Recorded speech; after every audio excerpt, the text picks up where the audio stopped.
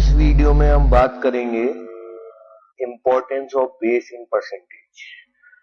मतलब बेस क्या है और बेस की इम्पोर्टेंस क्या है परसेंटेज। ठीक। और इसी में स्टूडेंट सबसे ज्यादा गलती करता है परसेंटेज के क्वेश्चन सोल्व करते वक्त। इसमें बेस समझने में स्टूडेंट को सबसे ज्यादा दिक्कत होती है। तो पहले आप ये समझो कि बेस क्या है। मान लीजिए आपको बोला जाता है कि कोई पर्सन है ए, उसकी सैलरी इंक्रीज की जाती है पहले 10% से एंड देन डिक्रीज की जाती है 10% से।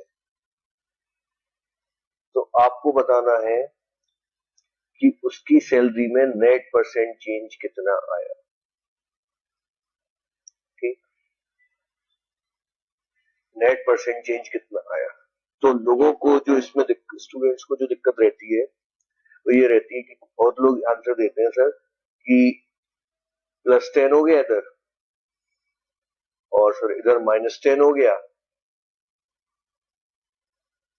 ये डिक्रीज हुआ है तो ऐड कर दोगे आप पूरे को, तो +10 और -10 कैंसिल आउट हो जाएगा, 0% का नेट चेंज होगा।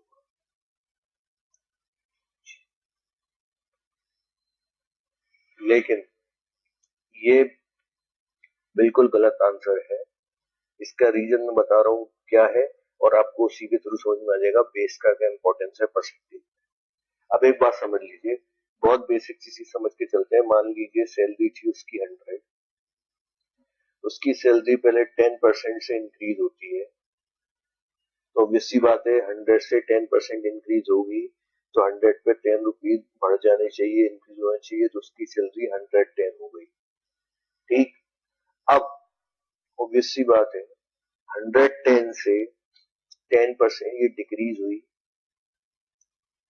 तो ऑब्वियस सी बात है अब आप जब डिक्रीज करोगे तो कितना करोगे, अब आप 10 तो डिक्रीज नहीं करोगे इसमें से। क्यों? क्योंकि पहले आपने 10% जो निकाला था वो 100 पे निकाला था और अब जो आप 10% निकाल रहे हो वो 110 पे निकाल रहे हो। बेस चेंज हो गया, परसेंटेज जिसका हम कैलकुलेट कर रहे हैं वो। पहले हमने 100 का 10% कैलकुलेट किया था पढ़ाते वक्त और अब हम 110 का 10% कैलकुलेट कर रहे हैं कम करते वक्त। तो इस चीज का आपको ध्यान रखना है कि आप क्या बेस ले रहे हो। ठीक है ना। तो 110 का जब आप 10% कम करोगे तो 10 की जगह 11 रुपीज कम हो जाएंगे, तो 99 रुपीज होंगे। कैसे? 110 माइनस 11, तो 99 रुपीज रह जाएंगे उसकी सैलरी के। 100 से शुरू हुई थी, 10% इंक्रीज हुई, फिर 10% डिक्रीज हुई, तो इसका मतलब ये है कि 99 पे पहुंचा वो। तो फाइनली क्या हुआ? फाइनली 100 से 99 उसकी सैलरी रह गई। इसका मतलब ये है कि नेट -1% का चेंज हो गया, 1% से उसकी सैलरी डिक्रीज हो गई। ठीक है। तो अब एक चीज में जो इम्पोर्टेंट समझने की वो ये है कि आप +10 से -10 नहीं कर सकते थे। क्यों? क्योंकि ये जो 10% है वो 100 का है पहला वाला, और ये जो 10% है वो आपका 110 का है। तो इस चीज का आपको बिल्कुल ध्यान रखना है परसेंटेज में। ये स्टूडेंट्स को बहुत दिक्कत होती है इस चीज को समझने में। ठीक है ना। तो बेस बहुत इंपॉर्टेंट है।